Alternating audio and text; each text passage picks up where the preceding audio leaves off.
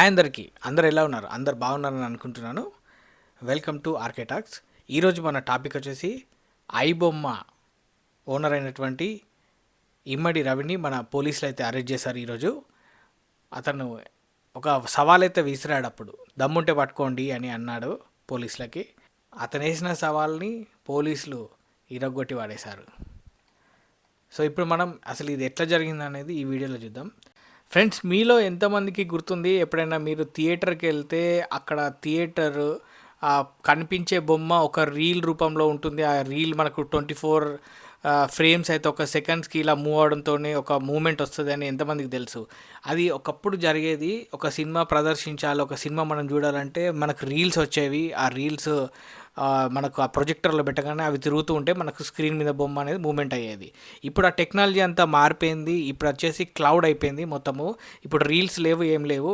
మన సినిమా ఏదైతే ఉందో అది క్లౌడ్ రూపంలో ఉంటుంది. అంటే మనకు ఆన్లైన్లో పంపిస్తారన్నమాట ఆ సినిమాని. ఆ ప్రింట్ని ఎన్క్రిప్ట్ చేసిన దాన్ని ఎవరు చదవలేని, ఎవరు చూడలేని విధంగా అది డైరెక్ట్ థియేటర్కి పంపిస్తారు.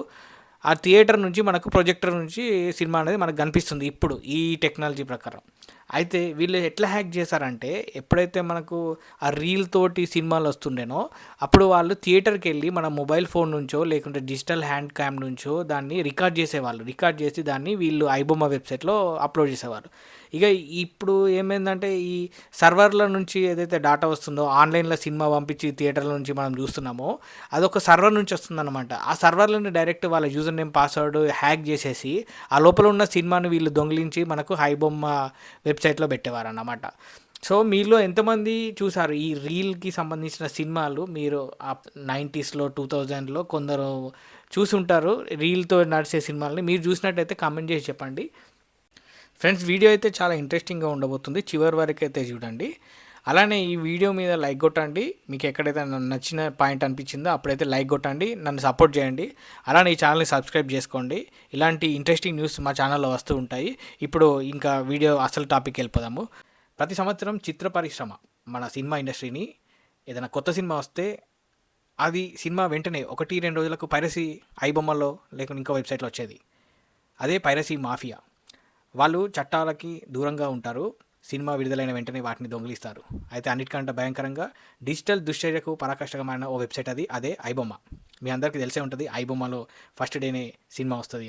ఈ ఐబొమ్మ నడిపేదానికి మనం తెలుగు వాళ్ళుగా ఒక రకంగా కొద్దిగా ఒక విధానం అయితే, మన వాడు ఇంత టెక్నాలజీ ఉపయోగించాడా? ఒక తెలుగువాడు అయ్యి ఉండి మన తెలుగువాడు ఇంత టెక్నాలజీ ఉపయోగించి మన ఒక సామ్రాజ్యాన్ని సృష్టించాడా అన్నదానికి మనము ఆశ్చర్యపోవాల్సిందే. ఎందుకంటే ఆడు మనవాడు, తెలుగువాడు కూడా ఇట్లాంటి మైండ్ సెట్ ఉంది అనేది మనం దానికి హ్యాట్స్ ఆఫ్ అనాలి. కాకపోతే ఆయన యూజ్ చేసింది రాంగ్ వేలో యూజ్ చేశాడు. అది కరెక్ట్ పద్ధతి అయితే కాదు. కానీ అదే విధానాన్ని ఇంకో పనికి యూజ్ చేస్తే చాలా బాగుండేది. సినిమా పైరసీ కాకుండా ఇంకా వేరే ఇండస్ట్రీ పరంగా, కొత్త టెక్నాలజీ పరంగా, ఏఐ పరంగా కొత్త టెక్నాలజీ తీసుకురావడం, అట్లాంటి దానికి యూజ్ చేస్తే తెలుగువాడు రాని మనం గొప్పగా చెప్పేవాళ్ళం. కానీ ఈ తెలుగువాడు చేసిన గొప్పదానానికి మనం కొద్దిగా బాధపడాల్సి వస్తుంది. ఎందుకంటే తెలుగువాడై ఉండి ఇంత టెక్నాలజీ ఉపయోగించి ఒక చెడ్డ పనికి అయితే యూజ్ చేశాడని చెప్పుకోవచ్చు. సో ఈ ఐబొమ్మ అనేది ఒక డిజిటల్ దయ్యం లాంటిది. ఎందుకంటే ఇది పాత సినిమాలు అంటే ఏం కాదు, పాత సినిమాలు దొరుకుతాయి, వాటి సినిమాలు ఆడుంటే అయిపోతుంది. కానీ కొత్త సినిమాలు థియేటర్లో మార్నింగ్ షో వచ్చేసరికి ఇక్కడ హై క్వాలిటీ ప్రింట్ వచ్చిందంట. 34 అనే కాదు, ఆల్మోస్ట్ ప్రతి సినిమా మనకు ఐబొమ్మలో కనిపిస్తూ ఉండేదంట. ఈ వెబ్సైట్ ఏ స్థాయిలో విస్తరించిందంటే, ప్రేక్షకులు థియేటర్లకు వెళ్ళడం మానేసిరు, ఐబొమ్మలో వెతుక్కోవడం మొదలుపెట్టిరు. Amazon Prime, Jio Hotstar, Netflix, Aha ఇట్లాంటి ప్రముఖ ఓటీటీ ప్లాట్ఫామ్స్ ఉంటాయి కదా, అందులో కూడా కొత్త సినిమాలు ఏమైనా రిలీజ్ అయితే అవి వెంటనే వీళ్ళ వెబ్సైట్లో, అంటే ఐబొమ్మ వెబ్సైట్లో కనిపించేవంట. అందాదా ఈ ఒక్క ఐబొమ్మ వెబ్సైట్తోని మనకు 3,000 కోట్ల రూపాయల నష్టం వాటిల్లిందట సినిమా ఇండస్ట్రీకి. తెలుగు సినిమా నిర్మాతలు మరియు యాంటీ పైరసీ టీమ్ ఫిర్యాదుల ఆధారంగా పోలీసులు రంగంలోకి దిగారు. థియేటర్లలో రికార్డ్ చేస్తున్న ఏజెంట్లు, సర్వర్లు హ్యాక్ చేస్తున్న వారిని అరెస్ట్ చేశారు. కానీ దీని వెనుక ఉన్న ప్రధాన సూత్రధారి, నిర్వాహకుడు ఎవరు అంటే ఇమ్మడి రవి. తెలుగువాడై ఉండి తెలుగు పేరు పెట్టుకున్నాడు, ఒక తెలుగు యువకుడు.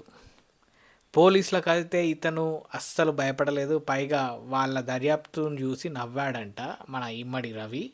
ఈ రవి ఏకంగా పోలీసులకు బహిరంగ ఒక సవాల్ ఇస్తాడు అప్పట్లో, దమ్ముంటే పట్టుకోండి, అంతటితో ఆగకుండా ఐబొమ్మ వెబ్సైట్ పోలీసులు, మీడియా, ఓటీటీ సంస్థలకు తీవ్ర హెచ్చరిక జారీ చేసిందంట. తమ దగ్గర 5 కోట్ల మంది యూజర్లకు సంబంధించిన డేటా ఉందని, దాన్ని లీక్ చేస్తే మీడియా, ఓటీటీలు, హీరోలకు సంబంధించిన వివరాలు బయటపడతాయని బెదిరించిందంట అప్పుడు. అంతేకాదు, మేము ఒక్క ఇండియాకే పరిమితం కాదు, ఒక్క స్టేట్కే పరిమితం కాదు, మేమంతా గ్లోబల్ నెట్వర్క్ అని కూడా ఐబొమ్మ ప్రకటించిందట. అసలు వీళ్ళు ఎక్కడి నుంచి ఆపరేటర్ చేస్తున్నారు, అసలు ఇండియాలో ఉందా, వాళ్ళు ఎక్కడున్నారు, లేకుంటే యూఎస్లో ఉన్నారా, లేకపోతే ఆస్ట్రేలియాలో ఉన్నారా అని వాళ్ళు పోలీసులు ఒక నిఘా అయితే పెట్టారు. సో వీళ్ళు ఎక్కడున్నారంట అంటే కరేబియన్ దీవుల్లో ఉన్నారంట. కరేబియన్ దీవుల్లో దొంగ. ఈ హెచ్చరికలతో ఏదైతే సవాల్ విసిరిండో ఆ ఐబొమ్మ మేనేజర్, ఐబొమ్మ నిర్వాహకుడు ఇమ్మడి రవి, పోలీసులు దీన్ని సీరియస్గా తీసుకున్నారు. మాకే సవాల్ విసురుతావా అంటే మేమంతా అప్రమత్తంగా లేవనుకుంటావా, మా దగ్గర టెక్నాలజీ లేవనుకుంటున్నావా అని చెప్పేసి దీన్ని స్టార్ట్ చేయడం చేశారు. ఇక దీన్ని అసలు ఎవడు ఎక్కడుంటాడు ట్రాక్ చేశారు. మొత్తానికైతే ఇవాళైతే పట్టుకున్నారు. పోలీసులు ఫస్ట్ దర్యాప్తు చేసినప్పుడు వాళ్ళకి ఏం తెలిసిందంటే ఇక్కడ ఇమ్మడి రవి అతను ఇండియాలో అయితే లేడు, ఈయన ఎక్కడో ఉన్నాడు, కరేబియన్ దీవుల్లో ఉంటాడని తర్వాత వీళ్ళకి అర్థమైంది పోలీసులకి. అక్కడ నుంచి ఈ ఐబొమ్మ వెబ్సైట్ని నిర్వహిస్తున్నాడు. ఎప్పటికప్పుడు ఐపీ అడ్రస్లను మారుస్తూ పోలీసులను మరింత ఇబ్బంది పెట్టాడంట. గత 6 నెలలుగా హైదరాబాద్ సైబర్ క్రైమ్ పోలీసులు ఈ దర్యాప్తుపై ప్రత్యేక దృష్టి సారించారు. రవి ఐబొమ్మనే కాదు, మొత్తం 65 పైరసీ వెబ్సైట్లపై కూడా ఈ కేసు నమోదు చేసిందని గుర్తించారు. అయితే ఈ ఇమ్మడి రవి అనే అతనికి ఆయన ఏం చేస్తారంటే అడ్మినిస్ట్రేటర్. ఈయన అడ్మినిస్ట్రేటర్ కాదు, ఈయనకు కొద్దిగా టెక్నాలజీ కూడా స్కిల్స్ ఉన్నాయి. ఏ సర్వర్ని ఎలా హ్యాక్ చేయాలో ఈయనకి ఎలానే తెలిసిపోతే ఏ సర్వర్నైనా ఏదైనా పాస్వర్డ్ ఉన్నా కూడా అతను హ్యాక్ చేసి దాంట్లో ఉన్న డేటాని ఈయనే దొంగిలించగలుగుతాడంట. అతనికి అంత స్కిల్ సెట్ ఉంది ఈ టెక్నాలజీ మీద. మొత్తానికి జావా యూజ్ చేస్తాడు, పైథాన్ స్క్రిప్ట్ యూజ్ చేస్తాడు, ఏదో యూజ్ చేస్తాడంట. యూజ్ చేసి యూజర్ నేమ్స్, పాస్వర్డ్స్, ఆ డేటాని డీకోడ్ చేయడము ఇదంతా చేసేసి ఆ సర్వర్లో ఉన్న డేటాని అంతా దొంగిలించాడు. అయితే పోలీసులు గుర్తించిన దాని ప్రకారం కొత్త సినిమాలు భద్రపరిచే సురక్షితమైన క్లౌడ్ స్టోరేజ్ను సైతం ఇమ్మడి రవి హ్యాక్ చేశాడు. ఇతను ఎవరు గుర్తించకుండా ఉండేలా అన్ని జాగ్రత్తలు తీసుకున్నాడు. పోలీసులు అతడు ఏజెంట్ నెట్వర్క్లపై, హ్యాండర్ల నెట్వర్క్లపై కూడా కూపిలావడం మొదలుపెట్టారు. అయితే మనకి ఇప్పుడు సినిమాలన్నీ రీళ్ళ రూపంలో రావట్లేదు, ఇప్పుడు వచ్చేసి మొత్తం డిజిటల్ టెక్నాలజీ అయిపోయింది.